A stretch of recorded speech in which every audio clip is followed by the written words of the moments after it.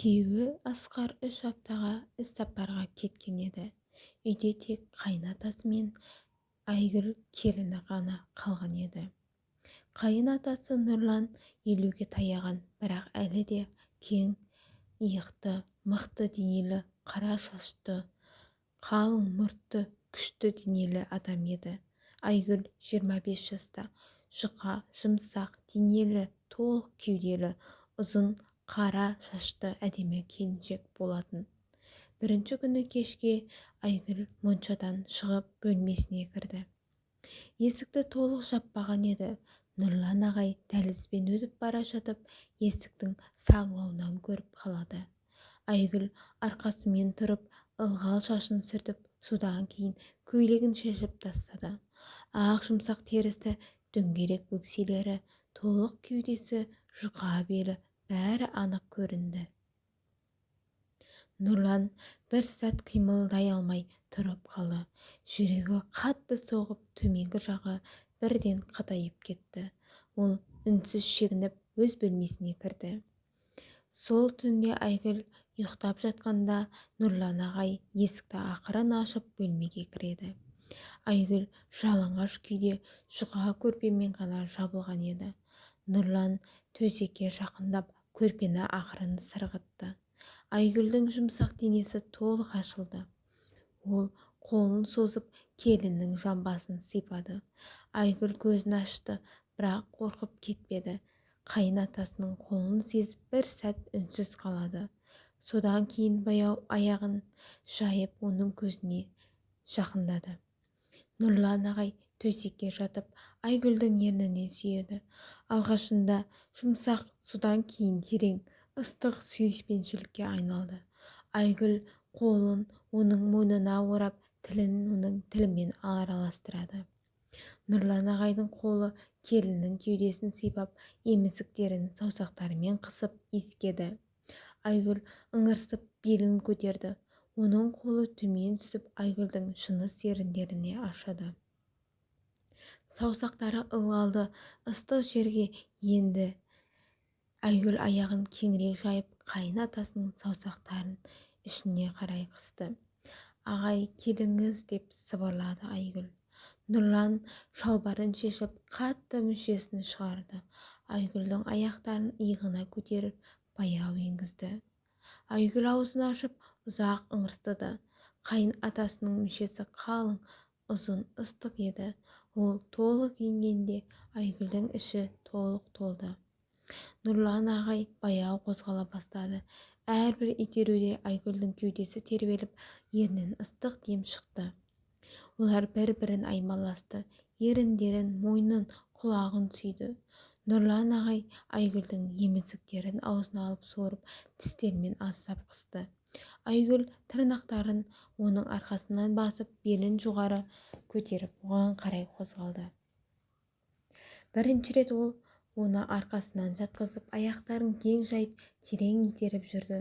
Содан кейін Айгүлді бүйіріне бұрып, аяғын жоғары көтеріп, бүйірден кірді.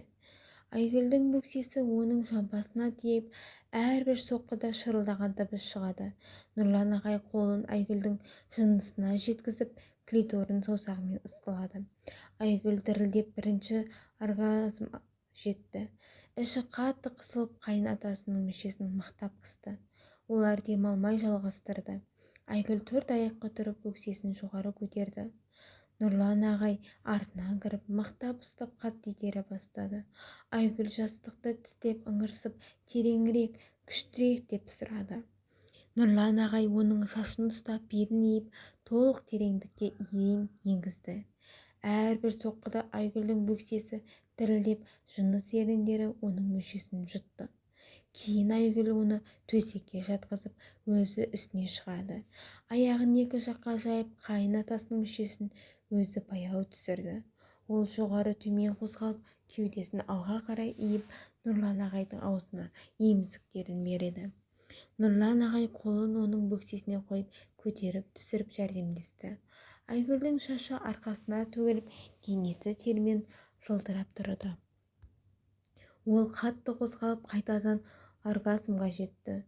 Іші толқындап, Нұрлан ағайдың мүшесі қысып ылғалды шырын ағызды. Нұрлан ағай оны қайтадан арқасына жатқызып, аяқтарын иығына көтеріп терең ұзақ итерумен жалғастырады. Айгүлдің көзі жасқа толып, бірақ ол бас тартпады. Қайта оны одан әрі қарай тартып, ішіме бәрін беріңіз деп сыбырлады. Нұрлан ағай соңғы күшті соққыларды жасап, тереңде тұрып, ыстық шәуетін Айгүлдің ішіне толық төкті. Айгүл оның мүшесін мықтап қысып, бәрін ішіне қабылдады. Олар бір-бірін құшақтап ұзақ жатты. Нұрлан ағайдың мүшесі әлі ішінде болатын. Айгүл қолын оның арқасына қойып мойнынан сүйді. Сол түннен бастап олар әр түнде кездесті. Күйеуі жоқ кезде үйдегі әрбір бөлме олардың орнына айналды. Ас үйде, үстел үстінде, диванда, ваннада, тіпті балконда түнде. Айгүл қайынатасы әртүрлі позада қабылдады. Төрт аяқпен, бүйірден, үстінен тізе бүгіп, тіпті оны өз аузымен сіңіріп, содан кейін қайтадан ішіне алды. Олар бір-бірін толық зерттеді. Тілмен, саусақпен, ерінмен. Нұрлан ағай Айгүлдің денесін әр жерін сүйді, ал Айгүл оның қалың мүшесін аузына алып терең жұтты, тілін жұмыртқаларына тигізді. Айгүлдің етектері кешікті. Ол тест жасап нәтижесін көргенде жүрегі дірілдеді. Екі қабат қайын атасынан ол бұл туралы Нұрлан ағайға айтты. Нұрлан ағай оны құшақтап, ішін сипап, қайтадан төсекке алып барды. Сол түнде ол Айгүлді өте жұмсақ, бірақ терең сүйіп, ішіне қайтадан шәуетін төкті. Айгүл жылап, бірақ бақытты болып оны қатты қысты. Күйеуі қайтып келгенше олар әлі де бірнеше рет қосылды. Айгүлдің іші әлі білінбеген еді. Ол қайын атасының баласын ішінде алып жүріп, күйеуіне ештеңе айтпады. Ал түнде күйеуі ұйықтап жатқанда ол қайын атасының бөлмесіне жасырын кіріп, оның құшағына қайтадан аймаласып, барлық бозалардан ләззат алатын. Осылайша Айгүл қайын атасынан екіқабат болып, оның ыстық